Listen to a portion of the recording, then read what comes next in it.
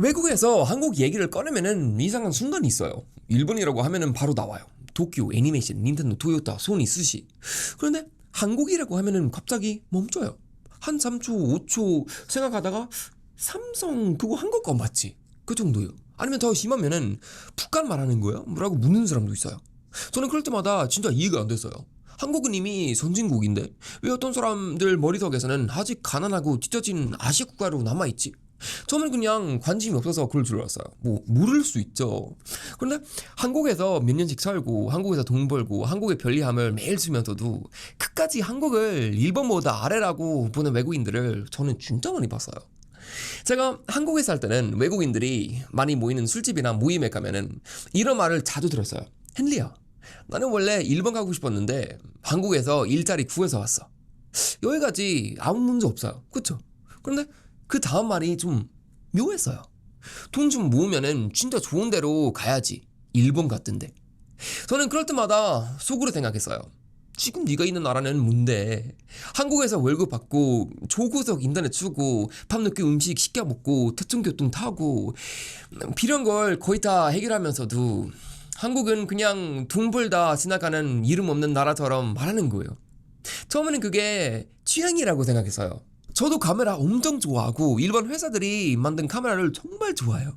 일본은 세계적으로 강한 이미지를 오래 쌓았어요. 그런데 어느 순간부터 느꼈어요. 취향하고 무시는 완전 다른 거예요. 나는 일본 문화가 좋아. 그거는 취향이고. 그런데 한국은 일본 따라하는 나라잖아 라고 말하는 순간 그건 취향이 아니죠. 그 말이 이미 서열이 들어가 있어요. 저도 비슷한 말을 직접 들은 적이 있어요. 뭐 한국에서 오래 사는 외국인 친구랑 술을 마시는데 갑자기 이러더라고요. 헨리야, 한국은 아직 진짜 선진국 느낌은 아니지. 그래서 제가 물어봤어요. 왜? 근데 설명을 못했어요. 한참 생각하더니 그냥 느낌이래요. 더 웃긴 건 그 친구가 자기 나라보다 한국에서 훨씬 빠르고 편하게 처리되는 게 많다고 평소에 계속 말하는 사람이었거든요. 그런데 선진국이라는 단어 앞에만 까면은 갑자기 한국을 빼는 거예요. 그때 제가 처음으로 확실히 느꼈어요. 사람들은 현재를 보고 나라를 평가하는 게 아니라 이미 머릿속에 만들어놓은 이미지를 현실 위에 덮어씌울 때가 진짜 많거든요. 한국은 오랫동안 가난했던 나라라는 이미지가 있었어요.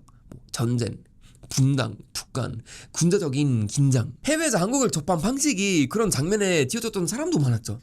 그래서 아직도 제가 외국에서 한국에서 살았다 말하면은 가끔 북한이라고 묻는 사람도 있어요. 처음에는 웃겼어요. 이제는 별로 안 웃겨요.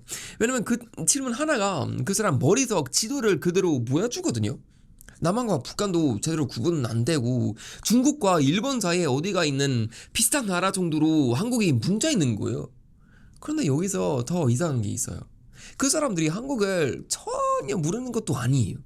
한국 휴대폰을 쓰고 한국 브랜드 TV도 보고 한국 음악 듣고 한국 화장품도 써요. 각각은 알고 있어요. 근데 그걸 하나로 연결해서 이게 한국이라는 나라의 힘이구나 라고는 생각하진 않아요. 삼성은 유명한데 한국은 흐릿하고 K-팝은 유명한데 한국은 흐릿하고 드라마는 유명한데 한국은 흐릿한 이상한 상태였던 거죠. 저는 그 차이가 왜 생기나 오래 생각했어요. 솔직히 말해서 일본은 훨씬 오래전부터 자동차, 카메라, 게임기, 만화, 음식 같은 걸 세계에 내보내서요. 사람들은 제품을 사면서 일본이라는 이름까지 같이 샀어요. 소니를 좋아하면은 일본 기술을 좋아한다고 느꼈고 닌텐도를 좋아하면은 일본 문화를 좋아한다고 느꼈죠.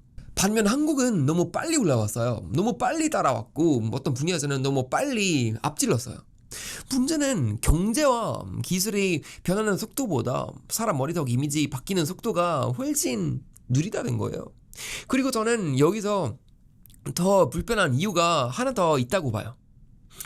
사람은 자기 머릿속 서열이 무너질 때 생각보다 굉장히 불편해해요. 어릴 때부터 미국은 강한 나라, 일본은 기술의 나라, 유럽은 질서하는 나라, 다른 아시아 국가들은 그냥 따라오는 나라라고 배우는 사람들이 있다고 해볼게요. 그런데 어느 날 자기가 쓰는 스마트폰이 한국 거고 보는 드라마가 한국 거고 듣는 음악이 한국 거고 집에 있는 TV도 한국 거예요. 그냥 와, 한국 대단하네 라고 인정하면은 될 것 같죠. 근데 사람은 그렇게 단순하지 않아요. 기준의 서열을 바꾸는 것보다 새로 올라온 상태를 깎아내리는 게 더 쉬울 때가 있어요. 그래서 이런 말이 나와요. 야, 헨리야, 케이팝은 다 만들어진 거잖아. 한국 드라마는 유행이 금방 끝날 거야. 한국 기업은 그냥 싸게 잘 만드는 거잖아. 잘하면은 잘한다고 하면 됐는데 꼭 조건이 붙어요. 저는 그 조건이 가끔 질투해서 나온다고 느꼈어요. 한국이 특별해서 전 세계가 한국을 질투한다는 유치한 얘기가 아니에요. 사람은 자기보다 아래라고 생각했던 세상이 갑자기 올라오면은 불편해요. 회사에서도 그러고 친구 사이에서도 그러고 나라를 보는 시선에서도 똑같이 나와요. 늘 조용하던 사람이 갑자기 잘 되면은 좋았네 라고 하고, 작은 유튜버가 갑자기 커지면은 알고리즘 잘 탔네 라고 하고, 평범해 보이던 친구가 사업에 성공하면은 뒤에 누가 이겼지 라고 해요. 왜냐면 실력을 인정하는 순간 내 기준도 바뀌어야 하니까요.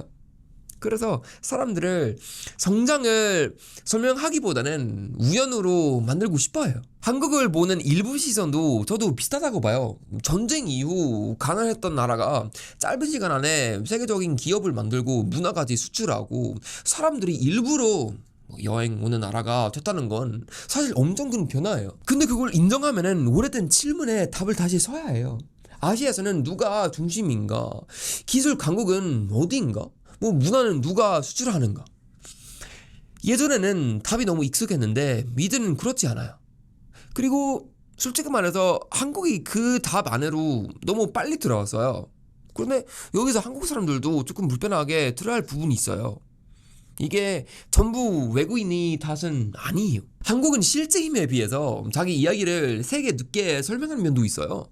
제품은 엄청 잘 만들었는데 그 제품이 한국 이미지로 바로 연결되지 않은 경우가 많았어요. 외국 사람은 삼성 휴대폰을 알아도 한국 사회에 대해서 거의 몰랐죠. 일본은 상품과 국가 이미지가 붙어 있었고, 한국은 오랫동안 상품만 먼저 나간 느낌이 있었어요. 그게 바뀌기 시작한 게 문화였어요.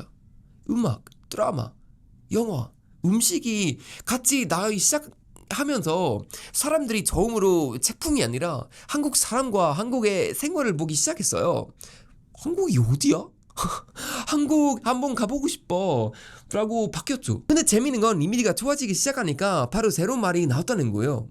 한국은 너무 과대평가가 됐어. 저는 이 말이 진짜 흥미로워요. 예전에는 아무도 한국을 과대평가됐다고 말하지 않았어요. 왜냐면 관심 자체가 없었으니까요. 과대평가 됐다는 말이 나온다는 건 이미 한국이 비교의 중심 안으로 들어왔다는 뜻이에요.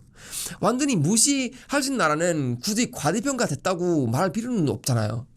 이제 한국은 무시당해서 사오는 나라가 아니라 비교당해서 사온 나라가 된 거예요. 근데 저는 여기서 한국이 제일 조심해야 할 게 있다고 봐요. 인정받으려고 너무 내수면 안 돼요. 우리도 선진국이야. 우리도 잘해. 우리도 유명해. 계속 이렇게 직면하려고 하면은 오히려 약해 보여요.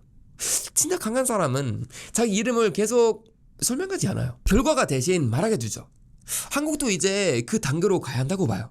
왜냐면 아직도 한국을 가난한 나라로 보는 외국인 있다는 것보다 더 위험한 건 한국 사람들이 그 외국인의 시선 때문에 자기 나라를 다시 낮춰보기 시작하는 거예요. 외국인이 한국을 칭찬하면은 갑자기 기분이 좋아지고, 외국인이 한국을 무시하면은 갑자기 한국 자체가 별거 아닌 것처럼 느껴지는 거예요. 저는 그게 너무 이상해요. 외국인의 인정이 한국의 수준을 결정하는 건 아니잖아요. 제가 한국에서 7년 살면서 제일 많이 바뀐 것도 그 부분이었어요. 처음에는 저도 외국인의 눈으로 한국을 봤어요.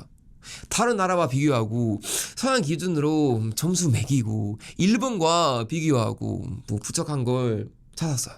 근데 오래 살면 살수록 그런 비교가 점점 의미가 없어졌어요. 한국은 일본이 아니고 미국도 아니고 스웨덴도 아니에요.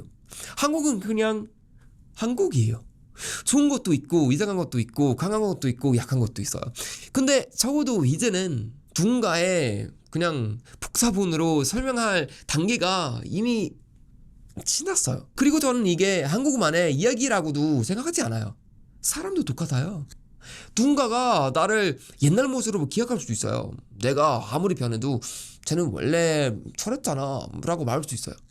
내가 더 나아져도 성공해도 어떤 사람 머릿속에서는 나는 여전히 10년 전 그 사람일 수도 있어요. 그때 그 사람을 붙잡고 계속 설명할 건가요? 아니죠.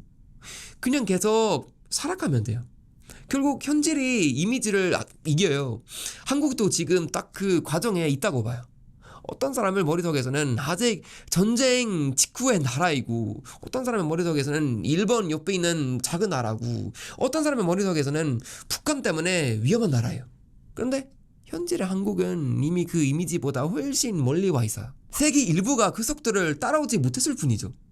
그래서 지금 누가 저한테 뭐 한국? 거의 가난한 나라 아니야? 라고 말해도 저는 예전처럼 화부도 안 내요.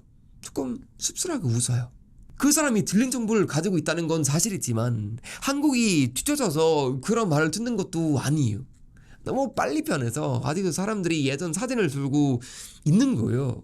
그리고 마지막으로 여러분, 이건 꼭 말하고 싶어요.